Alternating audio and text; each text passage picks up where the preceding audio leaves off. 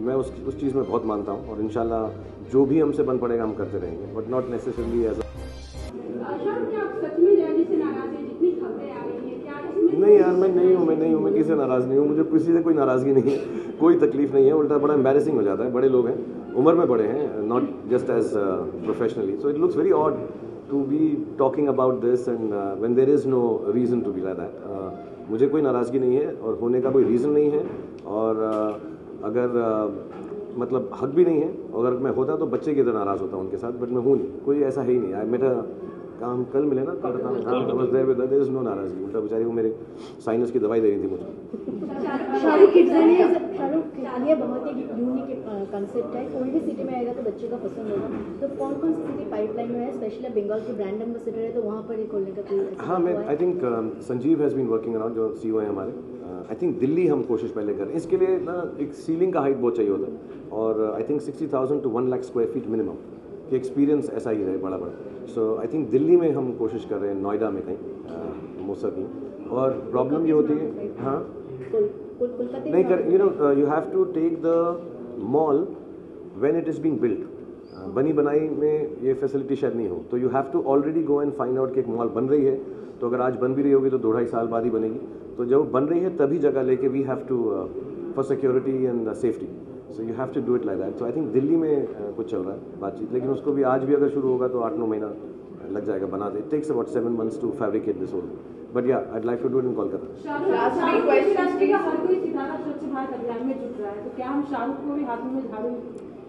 मैं तो बहुत बार बोलता हूँ यार, मैं दिल से साफ हूँ मैं दिल की सफाई कर रहा हूँ, दिमाग की सफाई कर रहा हूँ, और मुझे वैसे ही थोड़ा सा अजीब लगता है झाड़ू वाड़ू करते हुए, स्पेशली ग्लव्स के साथ। तो मैं जो है, मैं दिल से साफ हूँ, और I believe in cleanliness, and if you go to KidZania here you notice कि मैं उस चीज़ में बहुत मानता हूँ, और इंशाल्लाह जो भी हमसे बन पड़ेगा हम करते रहेंगे, but not necessarily as a motive.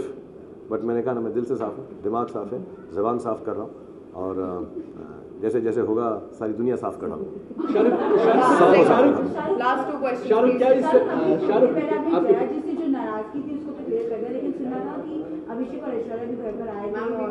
नहीं आए थे, मेरे घर नहीं आए थे, मैं वो उसी दिन मेरे जन्मदिन पे आए थे, उसके बाद नहीं आए थे। मैं बीमार दिन पहले आया। शाहरुख, ये जो सिंबॉलिज्म है, ये 2 सवाल है। एक सिंबॉलिज्म को आप सही मानते हैं, जिस तरह सफाई का अभियान के साथ है, लोग कर रहे हैं, कह रहे हैं कि मैसेज स्प्रेड होता है, तो कुछ लोग साथ। I think it's very important यार। क्या होता है हमारे यहाँ पे, हमारे देश में नहीं, आई थिंक दुनिया में सिंबॉलिज्म, जैसे हम ब्रांड एम्बेसडर बनते हैं किसी चीज़ के, तो मैं कमर्शियली बात करूँ तो इसका ये मतलब नहीं है कि मैं वो चीज़ जो है उसी को इस्तेमाल कर रहा हूँ इसलिए आप करें। एक सिंबॉलिज्म होता है, और जितने भी लोग हैं, और जैसे ये स्वच्छ भारत अभियान है, तो जितने भी बड़े लोग आगे आके उसको एक सिंबॉलिकली भी करेंगे तो क्या एक अवेयरनेस मालूम पड़ती है। आई कैन अश्योर यू कि हम में से सब करते होंगे, गाड़ी में जाते जैसे थोड़ा सा फेंक दिया, बट ये सिंबॉलिज्म जब अवेयरनेस का आ रहा है, और होता रहेगा, ये बढ़ता रहेगा, कम नहीं होगा इंशाल्लाह। सो देन क्या होता है कि फेंकने से पहले आदमी एक बार सोच लेगा, क्योंकि वो अवेयरनेस रहेगी। I think it's a very important thing. हम बहुत सारे जैसे चिल्ड्रंस डिजीज़ हैं, पोलियो है, अमित जी करते हैं, वो तो सिंबॉलिकली नहीं, वो तो कब से करते आ रहे हैं, और बहुत बड़ा अभियान काम किया उन्होंने उसमें।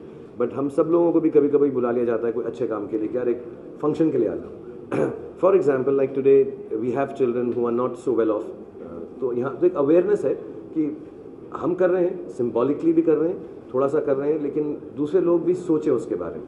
Most of the time movie stars and celebrities are used for symbolism, और वो ठीक है, उसमें कोई गलती नहीं है। मुझे नहीं लगता है कि कई लोग, मैं सुनता हूँ, आपने सवाल ही शायद इसलिए पूछा होगा कि इधर यार ये तो एक फोटो अपॉर्चुनिटी है। It's important for some aspect, specially for cleanliness in this country.